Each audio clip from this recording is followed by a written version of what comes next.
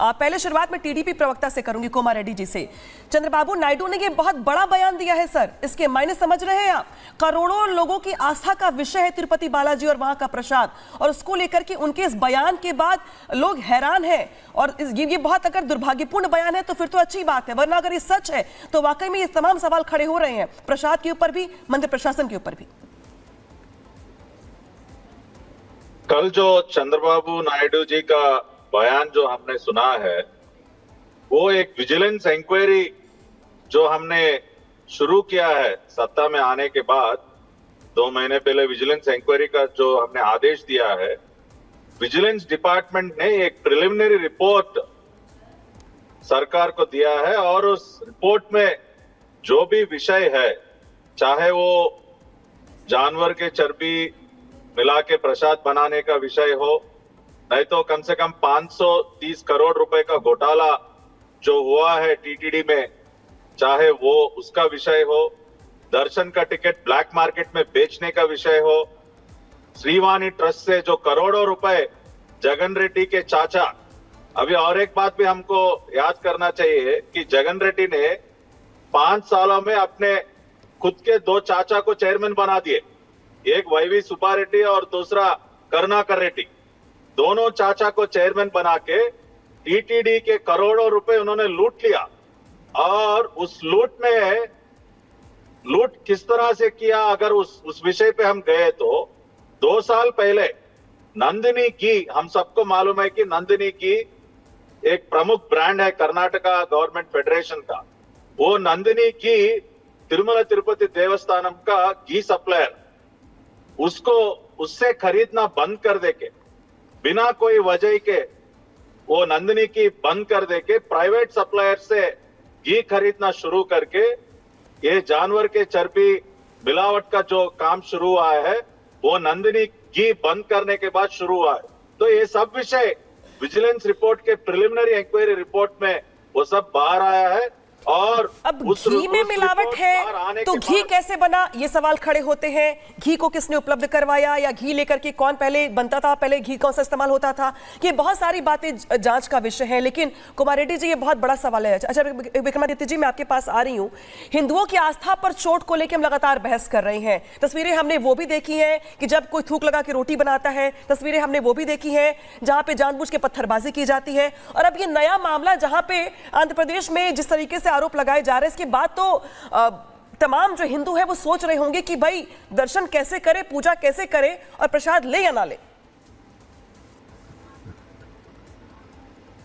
देखिए, हिंदुओं पर चारों तरफ से आक्रमण हो रहा है, मुझे साफ साफ दिखाई देता है। जिस प्रकार से जिहादी, आपने अभी जो बताया कि रिपोर्ट आपके सामने उपस्थित ही है, हर तरह से हिंदू धर्म पे आक्रमण कर रहे हैं, झूठा खाना खिला रहे हैं, पेशाब मिला के पिला रहे हैं, और अब ये चर्बी खाने में लगातार हम इस पे आवाज उठा रहे हैं। 2020 से मैं लगातार इस पे बोल रहा हूं। और वहां पर जगन मोहन रेड्डी जी ने 2 ईसाइयों को उस मंदिर के ट्रस्ट के चेयरमैन बना दिया। ईसाइयों को, जगन मोहन रेड्डी जी, रेड्डी नाम लिखते हैं लेकिन वो है क्रिश्चियन है, और उनके रिश्तेदार सब क्रिश्चियन ही है, और वो क्रिश्चियन होकर मंदिर के ट्रस्ट के चेयरमैन बन गए। तो क्या करेंगे, यही होगा। और लगातार आपको मैंने 2020 में भी इस पे सवाल उठाए थे कि 2020 के अंदर करीब करीब 1300 करोड़ रुपए दान आते हैं, और उसमें से 85% पैसा सरकार ले जाती है अपने पास, और तमाम उस पैसे को मिसयूटिलाइज होता है, गबन होता है। लगातार वहां पर इन तमाम मंदिरों पे, जो बड़े बड़े मंदिर साउथ के अंदर, आंध्र के अंदर है, उन सब के अंदर यही खेल चल रहा है। और जगन मोहन रेड्डी की सरकार ने जिस प्रकार से ये भयावह स्थिति उपस्थित करी है, इसका पुरजोर तरीके से विरोध होना चाहिए।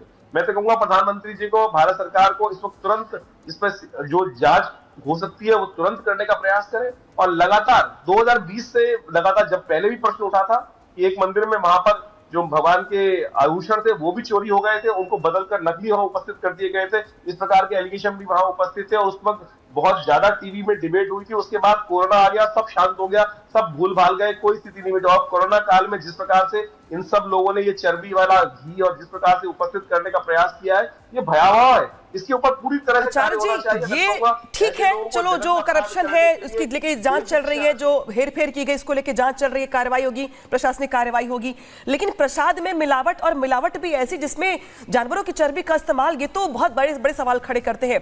हालांकि संगीत रागी जी, 309 साल पुरानी रसोई है, गुप्त रसोई, जिसमें प्रसाद तैयार करवाया जाता है। दावा यह कि शुद्ध देशी घी से प्रसाद तैयार करवाया जाता है। कई ब्राह्मणों की जो टीम है इसके लिए बाकायदे लगाई गई जो प्रसाद तैयार करती है। ऐसे में चंद्रबाबू नायडू का ये आरोप, और ये भी इस तरीके का आरोप जिसके बाद से कांग्रेस तो सफाई दे रही है, जवाब दे रही है, लेकिन तमाम जो करोड़ों हिंदू है वो भी सवाल पूछ रहे हैं कि भाई आस्था से खिलवाड़ कब तक, और अगर आरोप सच है तो सबूत लेकर आए और दिखाए और बताए कि हाँ फेर होती है, लड्डू में मिलावट की जाती है। देखिए, मुख्यमंत्री के स्तर पर यदि इस प्रकार का आरोप लगाया गया है तो निश्चित तौर पे बहुत गंभीर बात है। ये कोई अभी इलेक्शन नहीं चल रहा है जिसके कारण आप कह सकते हैं कि इलेक्शन एजेंडा को आगे बढ़ाने के लिए मुख्यमंत्री जी ने इस प्रकार की बातें की है। इसमें तो कोई दो राय नहीं, और ये हम भी कह रहे थे, हम राष्ट्रीय स्वयंसेवक संघ के लोगों को भी कई बार ये बातें कह करके बताते थे कि वाईएसआर रेड्डी के खिलाफ विरोध क्यों नहीं किया जा रहा है, क्योंकि ये व्यक्ति जो है वहां पर हिंदुओं का क्रिश्चियनिटी में कन्वर्जन के लिए पूरा काम कर रहे हैं। फंडिंग करवाने का काम जो है वाईएसआर रेड्डी का हुआ करता था। तिरुमला की पर्वत पर चर्च खड़ा करने का काम जो है वाईएसआर रेड्डी की सरकार के समय हुआ है। वहां पर वो एक पवित्र पहाड़ी पर वहां पर जाकर के चर्च खड़ा करने का, जहाँ कोई पॉपुलेशन नहीं है, उसका क्या तुक बनता है? कोई तुक नहीं बनता था, लेकिन वाईएसआर रेड्डी ने किया। और ये सही बात है कि ये आरोप कोई देखिए, मेरे पास इसका प्रमाण नहीं है, इसलिए मैं इसके बारे में सिर्फ इतना प्रमाण तो देना होगा ना। ये बहुत गंभीर आरोप है, जानवरों की चर्बी का इस्तेमाल करना देसी घी के बने लड्डू में, ये तो बहुत गंभीर आरोप है। प्रमाण तो चाहिए होगा, और लोग मांगेंगे और पूछेंगे भी चंद्रबाबू नायडू से भी।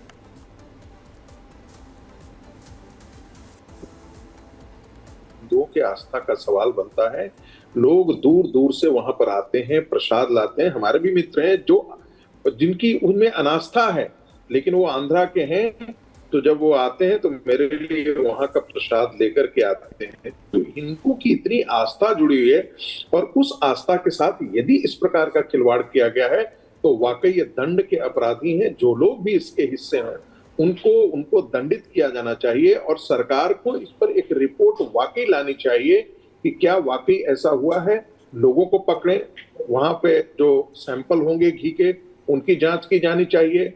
विजिलेंस इंक्वायरी की रिपोर्ट है, बाकी सारी चीजों को कोरबोरेट करके जनता के सामने इस चीज को लाने की आवश्यकता है, ताकि उनके लिए बचाव के कोई रास्ते या दरवाजे बचे न रह जाए। और किस प्रकार से यदि एक बार वो रिपोर्ट आ जाती है तो फिर उनको दंडित किया जाना चाहिए, उनके खिलाफ FIR होना चाहिए। जो उनके चचा बेशक जब मुख्यमंत्री ने ऐसी बात कही है तो बेशक जांच भी होगी, जांच के बाद कार्रवाई को लेकर भी बात निकल के सामने आएगी। अतीकुर रहमान साहब कुछ कहना चाह रहे हैं, मैं आपके पास आऊंगी, लेकिन टीडीपी के जो प्रवक्ता है कुमार रेड्डी जी, मेरा सवाल सबसे ज्यादा आपसे, मैं आपके पास लौटूंगी। अतीकुर रहमान जी पहले बात पूरी कर लीजिए। या अनामिका जी, मैं समझ नहीं पा रहा हूँ। संगीत रागी जी ने अभी कहा कि ये पहले भी जानते थे, और ये बहुत सीरियस मामला है कि हिंदू आस्था पर इतना बड़ा हमला। और विक्रमादित्य जी ने तो और भी कई ऐसे मामला गिना दिए। हमने देखा एक मंदिर की तिजोरियां खुली थी, उसके अंदर भी गमन पाया गया था। तो बड़ा सवाल ये है अनामिका जी कि सबसे बड़ा, सबसे स्ट्रॉन्ग ऑर्गेनाइजेशन भारत में RSS है, पूरे भारत में दावा करते हैं कि इनकी शाखा है, इनके लोग हैं, इनके लोग काम करते हैं। तो आप ये रहते हुए संगीत रागी जी, इतना बड़ा घोर अपराध हिंदू आस्था के साथ कैसे हो गया? ये पंचर बना ले होंगे मुसलमान, ये भीखे, ये नंगे मुसलमान, जिनको आप कहते हैं इनके पास नौकरियां नहीं है, इनके पास पैसा नहीं है, इनके पास एजुकेशन नहीं है, ये आपसे ज्यादा ताकतवर हो गए। हाँ, कैसे आपने इल्जाम लगाए थे कोरोना काल के अंदर उसके ऊपर, हमारे ऑर्गेनाइजेशन के ऊपर, एक चीज साबित नहीं कर पाए। तो ये अनामिका जी जो खिलवाड़ हो रहा है हिंदू आस्था के साथ में, और उसमें मुसलमानों को घेरा जा रहा है, मैं पूछना चाहूंगा। नहीं सर, इसमें मुसलमान कहां से आ गए? अब इसलिए नहीं, मैंने एक बार भी मुस्लिम शब्द का जिक्र भी नहीं किया अपनी पूरी डिबेट में। खैर, मैं आपके पास लौटूंगी। कुमार रेड्डी जी, अब कांग्रेस कह रही दरअसल कि चंद्रबाबू नायडू ने बड़ा पाप किया है इस मुद्दे को बोल करके, इस मुद्दे पे अपनी आवाज उठा करके या आरोप लगा करके उन्होंने बहुत बड़ा पाप किया है, हिंदुओं के साथ मजाक किया है।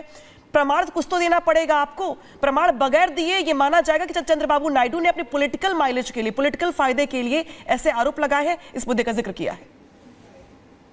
अभी जैसे हमारे मित्र ने बोला, अब तो चुनाव का समय नहीं है, पॉलिटिकल माइलेज की क्या बात आएगा, अभी चुनाव का समय तो नहीं है। और पाप सर, तो हिंदुओं की आस्था सिर्फ चुनाव के वक्त तो नहीं जागती है ना, हिंदुओं की आस्था। और तिरुपति बालाजी में दर्शन तो सालों भर होते हैं, उस दर्शन से, प्रसाद से चुनाव का कोई लेना देना नहीं है। मैं सिर्फ आस्था की बात कर रही, हिंदुओं की आस्था की बात। यहाँ पे कोई पॉलिटिकल माइलेज की जरूरत नहीं। आप एक बात आपको याद करना चाहिए कि जिस दिन से जगन रेड्डी ने मुख्यमंत्री बना, उसी दिन से हिंदू आस्था पर हमले शुरू हुए थे आंध्र प्रदेश में। आप एक बार याद कीजिए कितने मंदिरों पर हमला हुआ है, कितने मंदिरों को तोड़ दिया है, कितने मंदिर में रथ को जला दिया है। और राम